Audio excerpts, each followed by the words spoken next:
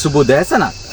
ඉතින් අද ඉරිද දවසේ ටිකෙන් ටික ගොඩනගමින් යන මගේ ගොවිපලට අද ඉතින් ආවා. උදේ වරුවේ නම් උදේ වරුවේ කියන්නේ ඉතින් උදේ පාන්දරම එන්න බැරි වුණා මට. පොඩ්ඩක් මේ දවස්වල මේ පැති වලට වහිනවා. ඒක නිසා උදේම එන්න බැරි වුණා. හැබැයි දැන් නම් ටික ටික අවුව වැටෙනවා. මම අද ආවේ ගොඩක් කලකට පස්සේ රත්නමාලු කෙසෙල් වගාවත් ඒ විදිහටම යනවා. දැන් තාම පැල පොඩ ලොකු වෙනවා. මම ඒක පස්සේ පෙන්නන්නම්. හැබැයි මම අද මුලින්ම පෙන්නන්න හදන්නේ මගේ ගොවිපලට මම අන්නාසි පැල ටිකක් එකතු කරගත්තා. මොකද මේ බිමේ මුලින්ම නැත්තම් කලින් අන්නාසි දාලා තිබුණේ නැහැ. හැබැයි මේක සාර්ථක වෙනවද නැද්ද කියලා බලන්න තමයි මම අන්නාසි පැල ටිකක් එකතු කරගත්තේ. අන්නාසි පැල 20කට වැඩි ප්‍රමාණයක් මම එකතු කරගත්තා.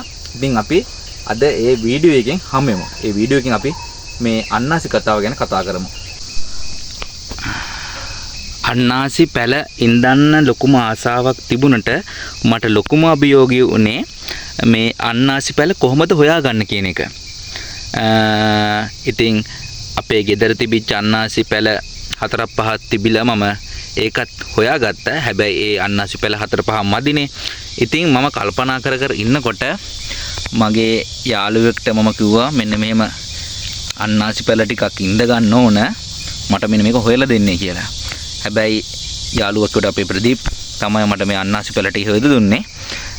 ප්‍රදීප් එයාගේ මස්සිනාට කියලා එයා පළතුරු බිස්නස් කරන්නේ.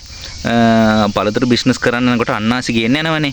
එතකොට ඒ අන්නාසි කට්ටිය ගන්නේ අන්නාසි පැල සම්පූර්ණ වගාවල් තියෙන වලින් තමයි අන්නාසි ගිල ගන්නෙ.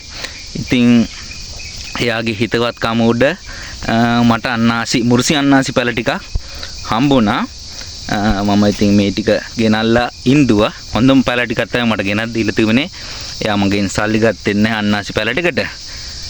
බොහොම ස්තුතියි අපේ ප්‍රදීප් මහත්තයාටත් එයාගේ මස්සිනාටත් මට මේ අන්නාසි පැල ටික ගෙනත් දුන්නට. ඉතින් අන්නාසි පැල මේ 20ක් විතරත් වැඩි දැන් මේ ටිකට මම යොදා ගත්තා. මම පේලි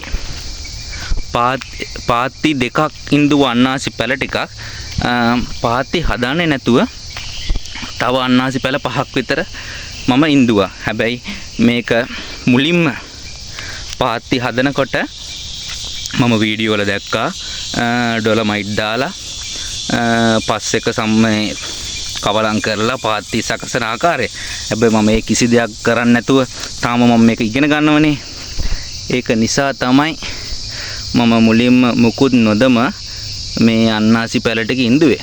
හැබැයි මේවට පොහොර තියනවලු සති දැන් මේ පැල ඉඳලා දවස් 15කින් පස්සේ විතර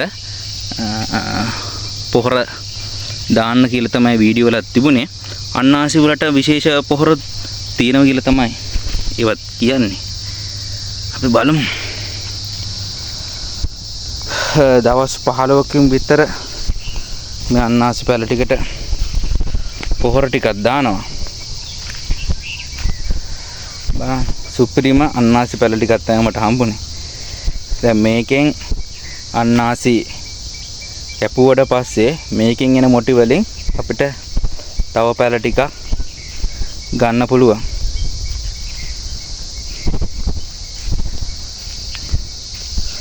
නෝ තමයි මගේ අන්නාසි ටික නැත්තම් අන්නාසි පැල වගාව යන්නේ.